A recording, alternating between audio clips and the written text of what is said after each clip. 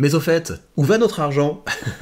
C'est une bonne question, parce que à l'heure où les députés sont en train de comploter pour nous faire encore plus les poches, alors que vous le savez, on est déjà dans le paradis des ponctionnaires, de la ponction publique, on est un des pires enfers fiscaux de la planète, peut-être qu'il faudrait penser à dépenser un petit peu moins, mais pourtant quand on entend la gauche parler, on nous dit qu'il n'y a jamais assez d'argent dans le service public. Vous vous souvenez des déclarations de Lucie Castet du type « il faut un refinancement ambitieux des services publics », et ben je vous propose qu'on regarde où va l'argent. Je m'étais gardé ça de côté pour le regarder avec vous, donc on va déguster ça. Qui suscite l'indignation. L'année dernière, l'administration a dépensé 155 milliards d'euros pour ses achats de fournitures ou encore de mobilier. Problème, les prix affichés dans les catalogues sont plus élevés que ceux des magasins traditionnels, Maxime. Oui, Chana, il s'agit d'une véritable gabegie et un grand gaspillage de l'argent public. Ce n'est pas moi qui dis, mais le député. C'est étonnant, c'est hyper étonnant. Qu'est-ce qui pouvait mal se passer en créant des institutions gigantesques au financement opaque avec pratiquement aucun compte à rendre sur de l'argent qu'ils n'ont pas gagné? C'est vraiment surprenant que ça parte en vrille. Juvin de la droite républicaine qui, dans les colonnes de nos confrères du Parisien, s'indigne de cette situation. 155 milliards d'euros, une somme qui correspond peu ou prou à la moitié de la rémunération annuelle des agents de la fonction publique. Alors, lorsqu'on regarde dans le détail, c'est la consternation. On voit par exemple que l'administration a acheté une ampoule au prix de 48 €, rendez-vous compte, 80 € pour une lampe de chevet ou encore... Et vous savez, là, ce qui est intéressant, c'est qu'on avait évidemment couvert ce genre de choses, mais ce que ça veut dire, c'est que si le député s'est intéressé à cette histoire, c'est parce que ce sont des choses qui ont commencé par faire le buzz sur Twitter. Vu qu'on n'a pas les médias subventionnés, les journaux subventionnés avec nous, nous devons investir l'agora digitale avec du contenu choc, et c'est pour ça que je vous invite évidemment à partager tous les témoignages que vous avez de mauvaise utilisation de l'argent public, parce qu'une image d'une ampoule qui vaut 48 €, ça vaut tous les longs discours. Des chaises classiques en plastique au prix de 68 € l'unité, alors qu'une chaise identique est vendue chez un magasin mobilier suédois bien connu des Français pour la somme de 15 €. Ah, c'est pas mal ça. Ah la vache.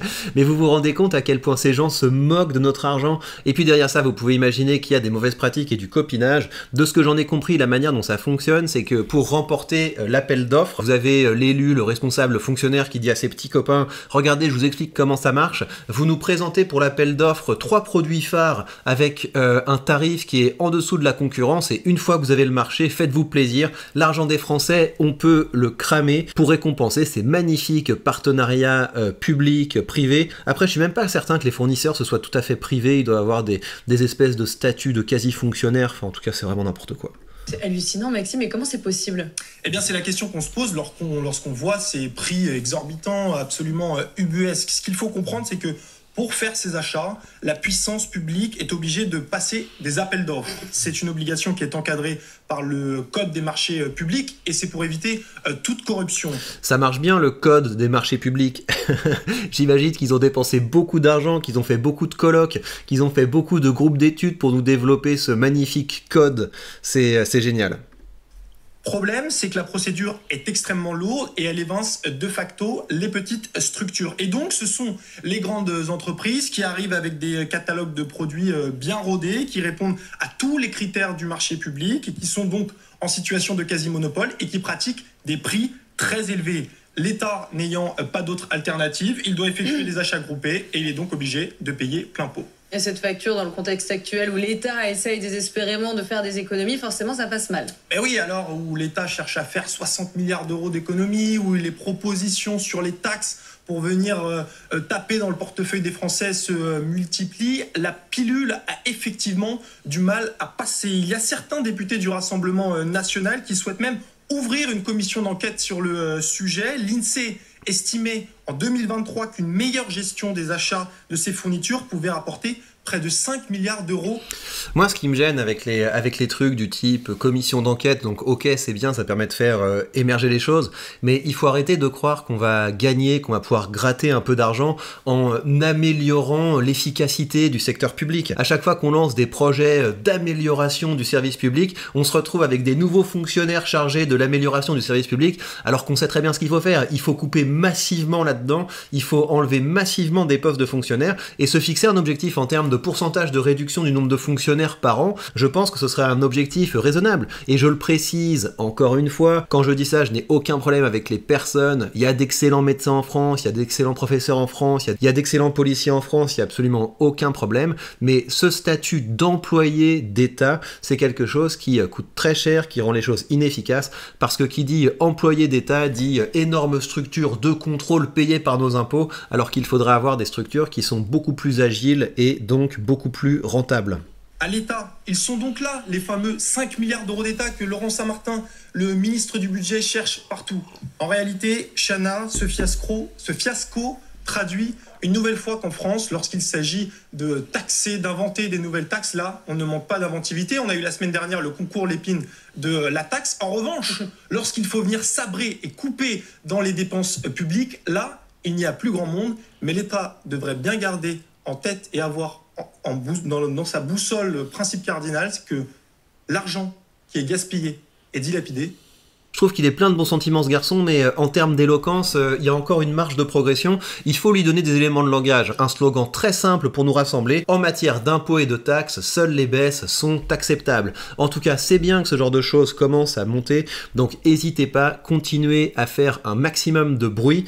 Et sur ces questions-là, je pense que la voie de la décentralisation est intéressante. Il y a eu une très belle intervention en ce sens lors de notre dernière radio libre. Quel programme libéral pour 2027 ? On se refera régulièrement des radios où on travaillera, où on testera les idées, où on travaillera sur un programme libéral et sur les tactiques pour pouvoir faire adhérer un maximum de candidats à ce programme. Mais en tout cas, l'idée, c'est que la manière dont ça se passe aujourd'hui, c'est que les impôts, c'est une espèce de boîte noire. C'est-à-dire, on prend l'argent de tous les Français, on les met dans un immense pot commun de façon tout à fait opaque, précisément pour que les gens ne puissent pas suivre leur argent. C'est absolument impossible de suivre où va votre argent. Et donc ça, c'est évidemment un problème, parce qu'on se retrouve à financer des choses qu'on n'a absolument pas envie de financer, à commencer par des médias, de la culture, des influenceurs qui passent leur temps à nous cracher à la figure. Mais par ailleurs, le système fiscal français est fait pour produire un maximum d'opacité et pour limiter au maximum le contrôle des citoyens. Et une manière de lutter contre ça, c'est de décentraliser. C'est-à-dire que vous payez des impôts pour votre commune, vous payez des impôts pour votre communauté. Vous arrêtez de devoir payer des impôts pour des choses que vous maîtrisez à peine, parce que plus on rapproche le niveau de pouvoir des gens, et plus ils ont moyen de contrôler ce qu'ils font de leur argent. Bref, il y a beaucoup de travail à faire, parce que quand on voit à quel point notre argent est dilapidé, et à quel point il y aurait des pistes d'économie, il y a de quoi être vraiment en colère. Quand les petits députés du NFP, là, qu'on paye 7000 balles par mois avec nos impôts, veulent encore nous augmenter les impôts avec la larme à l'œil, je pense que ça suffit. Côté investissement, vente Realty aujourd'hui, donc c'est chouette, d'ailleurs ça arrive bientôt, je vais en profiter, je vais choper des petites maisons à Détroit et continuer de m'exposer au Texas. Pour le Texas, vous voyez, les rendements de départ sont moins intéressants que les rendements que vous avez à Détroit, mais d'une part c'est de l'immobilier de plus haute qualité, et par ailleurs vous avez la perspective de couper ces maisons en plusieurs logements pour pouvoir avoir plus de locataires et donc pour pouvoir augmenter la rentabilité. Ça va évoluer vers ça, et de toute façon c'est cool de se faire un portefeuille bien diversifié. Donc évidemment je vais acheter un certain nombre de propriétés,